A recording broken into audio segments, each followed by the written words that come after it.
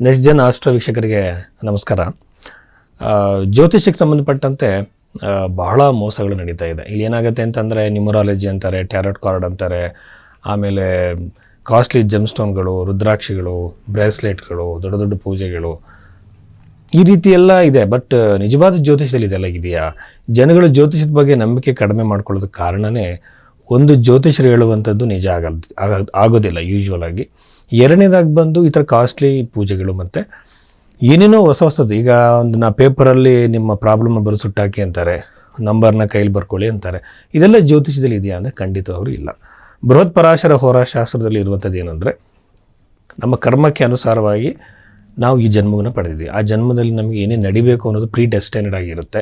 ಎಲ್ಲದನ್ನು ಬದಲಾವಣೆ ಮಾಡೋಕ್ಕೆ ಸಾಧ್ಯ ಇಲ್ಲ. ಪ್ರಾರಬ್ಧ ಕರ್ಮ, ಕ್ರಿಯಾಮಾನ ಕರ್ಮ, ಸಂಚಿತ ಕರ್ಮ, ಈ ಮೂರು ಕರ್ಮಗಳಲ್ಲಿ ಕ್ರಿಯಾಮಾನ ಕರ್ಮದಲ್ಲಿ ಮಾತ್ರ ಸ್ವಲ್ಪ ಕಂಟ್ರೋಲ್ ನಮಗಿರುತ್ತೆ.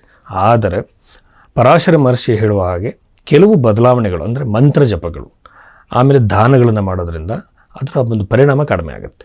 ಇಡೀ ಡೆಸ್ಟಿನಿನ ಯಾರೂ ಚೇಂಜ್ ಮಾಡೋಕ್ಕಾಗಲ್ಲ. ಆದರೆ ಈಗ ಮಳೆನ ತಡೆಯೋಕ್ಕಾಗಲ್ಲ. ನಾವೊಂದು ಛತ್ರಿನ ಯೂಸ್ ಮಾಡೋ ಹಾಗೆ ನಾವು ನಮ್ಮ ಕರ್ಮಫಲವನ್ನು ಸ್ವಲ್ಪ ಪ್ರಮಾಣದಲ್ಲಿ ಕಡಿಮೆ ಮಾಡಬಹುದು. ಸೊ ಇದು ಜ್ಯೋತಿಷ್ಯದ ಮೂಲ ಸಿದ್ಧಾಂತ. ಜೊತೆಯಲ್ಲಿ ಜ್ಯೋತಿಷ್ಯ ಅನ್ನುವಂಥದ್ದು ಆಧ್ಯಾತ್ಮಿಕವಾಗಿ ನಾವು ಯಾವ ಮಟ್ಟದಲ್ಲಿದ್ದೀವಿ, ಮೋಕ್ಷ ಪಡೆಯುವುದು ನಮ್ಮ ಪರಮೋಚ್ಚ ಗುರಿ ಆಗಿರೋದ್ರಿಂದ ಹಿಂದೂ ಧರ್ಮದಲ್ಲಾಗಿರ್ಬೋದು, ಜೈನ ಧರ್ಮ ಆಗಿರ್ಬೋದು, ಬೌದ್ಧ ಧರ್ಮ ನೀವು ತಗೊಳ್ಳಿ, ಎಲ್ಲದಲ್ಲೂ ಕೂಡ ಮೋಕ್ಷದ ಬಗ್ಗೆ ಹೇಳಲಾಗಿದೆ. ಇದರ ಒಂದು ಪರಮೋಚ್ಚ ಗುರಿಯಲ್ಲಿ ನೀವು ಎಲ್ಲಿದ್ದೀರಾ ಅನ್ನೋದನ್ನು ತಿಳ್ಕೊಳ್ಳೋದಕ್ಕೆ ಜ್ಯೋತಿಷ್ಯವನ್ನು ತಿಳ್ಕೊಬೇಕಾಗತ್ತೆ, ನೋಡಬೇಕಾಗತ್ತೆ. ಸೊ ಅದ್ರ ಜೊತೆಯಲ್ಲಿ ಇನ್ನೊಂದು ವಿಚಾರ ಏನಂತಂದರೆ, ಪರಿಹಾರಗಳಂತ ಬಂದಾಗ ಮಂತ್ರ ಜಪಗಳಿಂದ ಅದು ನಾವೇ ಸ್ವತಃ ಮಾಡ್ಕೋಬೋದು. ದಾನಗಳನ್ನು ನಾವೇ ಸ್ವತಃವಾಗಿ ಮಾಡ್ಬೋದು. ಇನ್ನೊಬ್ಬರು ಮಾಡುವಂಥ ಅಗತ್ಯ ಇರಲ್ಲ. ಕೆಲವು ಸಂದರ್ಭಗಳಲ್ಲಿ ಮಾತ್ರ ಸಿದ್ಧಿ ಇರುವಂಥವ್ರು, ಹಾಗೆಯೇ ಅನುಭವ ಇರುವಂಥವ್ರು ನಮಗೋಸ್ಕರ ಮಂತ್ರ ಜಪಗಳನ್ನು ನಿಸ್ವಾರ್ಥ ಭಾವನೆಯಿಂದ ಮಾಡಿದ್ರೆ ಅದು ಪರಿಣಾಮ ಆಗುತ್ತೆ. ಸೊ ಇದು ಬಂದು ಜ್ಯೋತಿಷ್ಯದ ಪರಿಹಾರಗಳ ಬಗ್ಗೆ ಇರುವಂತಹ ಮುಖ್ಯವಾಗಿರುವಂಥ ವಿಚಾರ. ಇನ್ನು ಎರಡನೇದಾಗಿ ಬಂದು ಜ್ಯೋತಿಷ ಹೇಳೋದು ಯಾಕೆ ನಿಜ ಆಗಲ್ಲ ಅಂದರೆ, ಬರ್ತ್ ಟೈಮು ಕರೆಕ್ಟಾಗಿರಲ್ಲ. ಯಾಕೆಂತಂದರೆ ಒಂದೇ ತಾಯಿ ಹೊಟ್ಟೆಲಿ ಹುಟ್ಟಿದಂತಹ ಅವಳಿ ಜವಳಿ ಮಕ್ಕಳಲ್ಲಿ ಕೇವಲ 30 ಸೆಕೆಂಡ್ಸ್, 1 ಮಿನಿಟ್ 2 ಮಿನಿಟ್ಸ್ ಡಿಫರೆನ್ಸ್ ಇರುತ್ತೆ. ಸೊ ಈ ಸಂದರ್ಭದಲ್ಲಿ ನೀವು ನ್ಯೂಮರಾಲಜಿನೇ ತಗೊಳ್ಳಿ. ಒಂದು ದಿನ ಹುಟ್ಟಿದವ್ರದ್ದು ಎಲ್ಲರದು, ಒಂದು ಡೇಟಲ್ಲಿ ಹುಟ್ಟಿದವ್ರು ಎಲ್ಲರದು ಜೀವನ ಒಂದೇ ಥರ ಇರಲ್ಲ. ಒಂದೇ ದಿನ ಹುಟ್ಟಿದಂತಹ ಮಕ್ಕಳ ಜೀವನ ಒಂದೇ ಥರ ಇರಲ್ಲ. ಇದಕ್ಕೆ ಕಾರಣ ಏನು ಅಂತಂದರೆ, ಪರಾಶರ ಮಹರ್ಷಿಗಳು ಆಗಲೇ ಹೇಳಿದ್ದಾರೆ ಷಷ್ಠಾಂಶವನ್ನು ಉಪಯೋಗಿಸಿ ಅಂತೇಳಿ. ಅಲ್ಲಿ ಏನಾಗುತ್ತೆ, 2 ನಿಮಿಷಕ್ಕೆ 1 ನಿಮಿಷಕ್ಕೆ ಜಾತಕ ಬದಲಾವಣೆ ಆಗುತ್ತೆ. ಸೊ ಈ ಬಗೆಯಲ್ಲಿ ನಿಮ್ಮ ಬರ್ತ್ ಟೈಮ್ ನೀವು ಯಾವುದು ಕೊಡ್ತೀರೋ ಅದನ್ನೇ ಜಾತಕ ಓಪನ್ ಮಾಡಿ ನಿಮ್ಮ ಭವಿಷ್ಯ ಇದು, ನಿಮ್ಮ ರಾಶಿ ಇದು, ನಿಮ್ಮ ದಶೆ ಇದು ಅಂತ ಹೇಳೋರು ಜ್ಯೋತಿಷರಲ್ಲ. ನಿಮ್ಮ ಬರ್ತ್ ಸಮಯವನ್ನು ಬರ್ತ್ ಟೈಮ್ ರೆಕ್ಟಿಫಿಕೇಷನ್ ಅಂತಾರೆ, BTR ಅಂತಾರೆ. ರೆಕ್ಟಿಫೈ ಮಾಡಬೇಕು, ನಿಮ್ಮ ಜನ್ಮ ಸಮಯವನ್ನು ತಿದ್ದಬೇಕು, ಆಮೇಲೆ ನಿಮಗೆ ಭವಿಷ್ಯದ ಫಲವನ್ನು ಹೇಳಬೇಕು. ಈ ರೀತಿ ಮಾಡೋಣ ಜ್ಯೋತಿಷರು ಯಾರಿದ್ದಾರೆ. ನೀವು ನಿಜವಾದ ಜ್ಯೋತಿಷನ ಕಂಡುಹಿಡಬೇಕು ಅಂದರೆ, ನಿಮ್ಮ ಭವಿಷ್ಯದಲ್ಲಿ ಹೇಳೋದಕ್ಕಿಂತ ನಿಮ್ಮ ಭೂತಕಾಲದಲ್ಲಿ ನಡೆದಂತಹ ಘಟನೆಗಳು ಯಾವುದು 4 ಹೇಳೋದಕ್ಕೆ ಕೇಳಿ. ಅದು ಘಟನೆ ಅಂದರೆ ಸುಮ್ಮನೆ ನೀವು ತುಂಬ ಒಳ್ಳೆಯವರು, ನಿಮ್ಮ ಮನಸ್ಸಲ್ಲಿ ಕೆಟ್ಟದಿಲ್ಲ ಅಂತ ಈ ಥರ ಹೇಳುವಂತಹ ಜನರಲೈಸ್ಡ್ ಪ್ರೆಡಿಕ್ಷನ್ಸ್ ಅಲ್ಲ. ಘಟನೆ ಯಾವ ವರ್ಷದಲ್ಲಿ ಯಾವ ಥರ ಘಟನೆ ನಡೆದಿರೋ ಸಾಧ್ಯತೆ ಇದೆ, ನೇಚರ್ ಆಫ್ ದ ಇವೆಂಟ್ನ ಹೇಳಿದ್ರೆ ಆ ಜ್ಯೋತಿಷನ ಒಪ್ಕೊಳ್ಳಿ. ಸುಮ್ಮನೆ 4 ಪರಿಹಾರಗಳನ್ನು ಹೇಳೋದು, ದೇವಸ್ಥಾನಗಳಿಗೆ ಸುತ್ತಿ ಅಂತ ಹೇಳುವಂಥವ್ರು ಜ್ಯೋತಿಷರು ಅಲ್ಲ.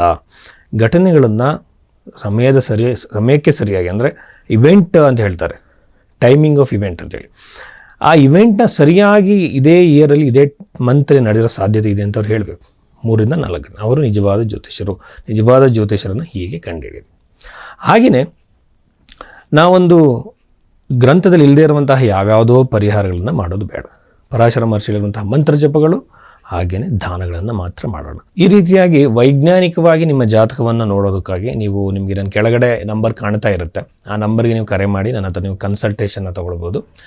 ಈಗ ನಾವು ರಾಶಿ ಫಲಗಳ ಬಗ್ಗೆ ಮಾತಾಡೋಣ. ಇನ್ನು ವೃಷಭ ರಾಶಿಯವರಿಗೆ ಸಂಬಂಧಪಟ್ಟಂತೆ ಅಕ್ಟೋಬರ್ ತಿಂಗಳು ಈ ಅಶ್ವಿನ ಮಾಸದಲ್ಲಿ ನಡಿಬೇಕಾಗಿರುವಂಥ ಘಟನೆಗಳ ಬಗ್ಗೆ ನಾವು ತಗೊಳ್ಳೋದಾದರೆ, ನಾನು ಏನು ಮಾಡ್ತಿದ್ದೀನಿ ಅಂತಂದರೆ, ಮಂತ್ರೇಶ್ವರ ಬರೆದಿರುವಂಥ ಫಲದೀಪಕ ಗ್ರಂಥದಲ್ಲಿರುವಂಥ ರಾಶಿ ಫಲಗಳನ್ನು ಹೇಳುವಂಥ ಬಗ್ಗೆ ಇರುವಂಥ ತತ್ವಗಳನ್ನು ಅನುಸರಿಸಿ ಹೇಳ್ತಾ ಇದ್ದೀನಿ. ಸುಮ್ಮನೆ ನಿಮಗೆ ರಾಶಿ ಫಲವನ್ನು ಹೇಳ್ತಾ ಇಲ್ಲ. ಹಾಗೇನು ನಿಜವಾಗ್ಲೂ ಜಾತಕದ ಫಲವನ್ನು ಹೇಳೋ ವಿಧಾನ ಹೇಗೆ ಅಂತಂದರೆ, ಒಂದು ನಾವು ರಾಶಿ, ಲಗ್ನ, ಆಮೇಲೆ ಪಾದಲಗ್ನ, ಆಮೇಲೆ ನವಾಂಶ ಕುಂಡಲಿ, ಆಮೇಲೆ ಅಷ್ಟಕ ವರ್ಗ, ಹಲವಾರು ಪಾಯಿಂಟ್ಗಳನ್ನು ನೋಡಬೇಕು. ನೋಡಿಬಿಟ್ಟು ನಿಮ್ಮ ಫಲವನ್ನು ಹೇಳಬೇಕು. ಕೆಲವು ಜ್ಯೋತಿಷರುಗಳು 2 ನಿಮಿಷ 3 ನಿಮಿಷದಲ್ಲಿ ಫಲ ಹೇಳ್ತಿದ್ದಾರೆ ಅಂತಂದರೆ ಯಾವುದೇ ಕಾರಣಕ್ಕೂ ನಂಬಕ್ಕೆ ಹೋಗಬೇಡಿ. It takes its own time actually. So ಇದನ್ನು ಗಮನದಲ್ಲಿ ಇಟ್ಕೊಳ್ಳಿ. ವೃಷಭ ರಾಶಿಯವರಿಗೆ ದ್ವಿತೀಯ ಭಾವದಲ್ಲಿ ಗುರುಗ್ರಹ ಇರುವಂಥದ್ದು ಇದು ಒಂದು ಅದೃಷ್ಟಕರ. ದ್ವಿತೀಯ ಭಾವ ಅನ್ನುವಂಥದ್ದು ಯಾವಾಗಲೂ ಫೈನಾನ್ಷಿಯಲಿಗೆ ಇಂಪಾರ್ಟೆಂಟ್ ಆಗಿರುವಂಥದ್ದು. ಆರ್ಥಿಕವಾಗಿ ಹಣಕಾಸಿನ ವಿಚಾರದಲ್ಲಿ ಕೊಟ್ಟಂಥ ಹಣ ವಾಪಸ್ ಬರುವುದು, ಫೈನಾನ್ಷಿಯಲ್ ಸಕ್ಸಸ್ಸು. ಅಷ್ಟಮಾಧಿಪತಿ 2ನೇ ಮನೇಲಿ ಇರೋದ್ರಿಂದ ಅನ್ಎಕ್ಸ್ಪೆಕ್ಟೆಡ್ ಫೈನಾನ್ಷಿಯಲ್ ಗೇನ್ಸ್. ಈಗ ಅನ್ಎಕ್ಸ್ಪೆಕ್ಟೆಡಾಗಿ ಹಣ ಬರುವಂಥ ಸಾಧ್ಯತೆ ಇರುತ್ತೆ. ಒಂದೊಂದು ಸಲ ಆನ್ಸೆಸ್ಟ್ರಲ್ ಪ್ರಾಪರ್ಟಿಯಿಂದ ಬರ್ಬೋದು, ಬಿಸ್ನೆಸ್ಸಲ್ಲೇ ಲಾಭ ಹೆಚ್ಚಾಗ್ಬೋದು. ಈ ರೀತಿಯ ಸಾಧ್ಯತೆಗಳು 2ನೇ ಮನೆಯಲ್ಲಿ ಇರುವಂಥದ್ದು. ಹಾಗೆಯೇ ಇನ್ನು 2ನೇ ಮನೆ ಅನ್ನುವಂಥದ್ದು ವಿವಾಹಕ್ಕೂ ಕೂಡ ನಾವು ನೋಡಬೇಕಾಗತ್ತೆ. ಸೊ ವಿವಾಹಕ್ಕೆ ಸಂಬಂಧಪಟ್ಟಂತೆ ವೃಷಭ ರಾಶಿಯವರಿಗೆ ಖಂಡಿತವಾಗಲೂ ಅನುಕೂಲ ಇದೆ. ಆಮೇಲೆ 4ಥ ಭಾವದಲ್ಲಿ ಕೇತು ಇರುವುದರಿಂದ ಕುಟುಂಬದಲ್ಲಿ ಕಲಹ, ಕಿರಿಕಿರಿಗಳು, ಸಮಸ್ಯೆಗಳು, ಅನವಶ್ಯಕವಾಗಿ ಡೊಮೆಸ್ಟಿಕ್ ಆಗಿ ಪ್ರಾಬ್ಲಮ್ಗಳನ್ನ, ಸಮಸ್ಯೆಗಳನ್ನು, ನೋವುಗಳನ್ನು ಕುಟುಂಬದವರು, ಈ ರಾಶಿಯವರು ಅನುಭವಿಸಬೇಕಾಗತ್ತೆ. ಪಂಚಮ ಭಾವದಲ್ಲಿ ಸೂರ್ಯ ಇರುವಂಥದ್ದು ವಿದ್ಯಾರ್ಥಿಗಳಿಗೆ, ಗೌರ್ಮೆಂಟ್ ಜಾಬಿಗೆ ಓದ್ತಿರುವಂಥವ್ರಿಗೆ, ಇಂಟರ್ವ್ಯೂ ಕೊಡ್ತಿರುವಂಥವ್ರಿಗೆ ಬಹಳ ಒಳ್ಳೆಯದು. ಆಮೇಲೆ 12ನೇ ಮನೆ ಅಧಿಪತಿ ಬಂದು ಇಲ್ಲಿ 6ನೇ ಮನೆಗೆ ಬರೋದ್ರಿಂದ ವಿದೇಶಗಳಿಗೆ ಪ್ರಯತ್ನ ಪಡ್ತಿರೋರಿಗೆ ಒಳ್ಳೆಯದಲ್ಲ. ಇನ್ವೆಸ್ಟ್ಮೆಂಟ್ಗಳು ಮಾಡ್ತಿದ್ರೆ ಅಂತಹ ಒಳ್ಳೆಯ ಸೂಚನೆ ಏನಲ್ಲ. ಈಗ ಹೊಸ ಬಿಸ್ನೆಸ್ಗಳನ್ನ ಕೆಲವರು ಸ್ಟಾರ್ಟ್ ಮಾಡ್ತಾ ಇರ್ತೀರಿ. ಆ ಹೊಸ ಬಿಸ್ನೆಸ್ಗಳಿಗೆ ಸ್ಟಾರ್ಟ್ ಮಾಡೋಕ್ಕೆ ಸೂಕ್ತವಾಗಿರೋ ಸಮಯ ಇದಲ್ಲ. ನಾವೇನು ಅಶ್ವಿನ ಮಾಸ ಅಂತ ನಾವು ನೋಡ್ತೀವಿ. ಈಗ ಮಾಸದ ಪ್ರಕಾರವಾಗಿ ನಾವು ಜ್ಯೋತಿಷ್ಯವನ್ನು ನೋಡಬೇಕು. ಮಾಸದ ಪ್ರಕಾರವಾಗಿ ನೋಡಿದಾಗ ಮಾತ್ರ ನಾವು ನಮ್ಮ ಹಿಂದೂ ಧರ್ಮಕ್ಕೆ ಅನುಸಾರವಾಗಿ ಪಂಚಾಂಗದ ಆಧಾರವಾಗಿ ಇದನ್ನು ನೋಡ್ದಂಗೆ ಆಗುತ್ತೆ. ಸುಮ್ಮನೆ ನಾವು ಈ ಒಂದು ಇಂಗ್ಲೀಷ್ ಕ್ಯಾಲೆಂಡರ್ ಪ್ರಕಾರವಾಗಿ ನೋಡಿದಂತೆ ಅಲ್ಲ. ಹಾಗಾಗಿ ಇದೊಂದಾದಮೇಲೆ ದಶಮ ಭಾವದಲ್ಲಿ ರಾಹುಗ್ರಹ ಇರುವಂಥದ್ದು ಕರಿಯರಲ್ಲಿ ಒಂದು ದೊಡ್ಡ ಮಟ್ಟದ, ಯಾವಾಗಲೂ ಕೂಡ ರಾಹುಗ್ರಹನ ನೀವು ಅಬ್ಸರ್ವ್ ಮಾಡಿದ್ರೆ ಜಾಸ್ತಿ ಒಂದು ಫ್ಲಕ್ಚುಯೇಷನ್ ಕೊಡ್ತಾನೆ ರಾಹು ಯಾವಾಗಲೂ. ಈ ದಶಮ ಭಾವದಲ್ಲಿ ರಾಹು ಇರುವಂಥದ್ದು ಇನ್ನೂ ನಿಮಗೆ ಬಹಳಷ್ಟು ಕಾಲ ಈ ಕರಿಯರಲ್ಲಿ ಅಪ್ಸ್ ಆ್ಯಂಡ್ ಡೌನ್ಸು, ಅನವಶ್ಯಕ ಏರಿಳಿತ, ಒಂದು ಹೈಯರ್ ಪೋಸ್ಟಿಗೆ ಮತ್ತೆ ಕೆಳಗಡೆ ಇಳಿಬೋದು, ಅಥವಾ ಪ್ರಮೋಷನು ಡಿಮೋಷನ್ ಎರಡೂ ಕೂಡ ಆಗ್ಬೋದು. 2 ಸಾಧ್ಯತೆಗಳು ಇರುತ್ತೆ. ಬಟ್ ಕರಿಯರಿಗೆ ಅಷ್ಟು ಒಳ್ಳೆಯ ಗ್ರಹ ಏನಲ್ಲ.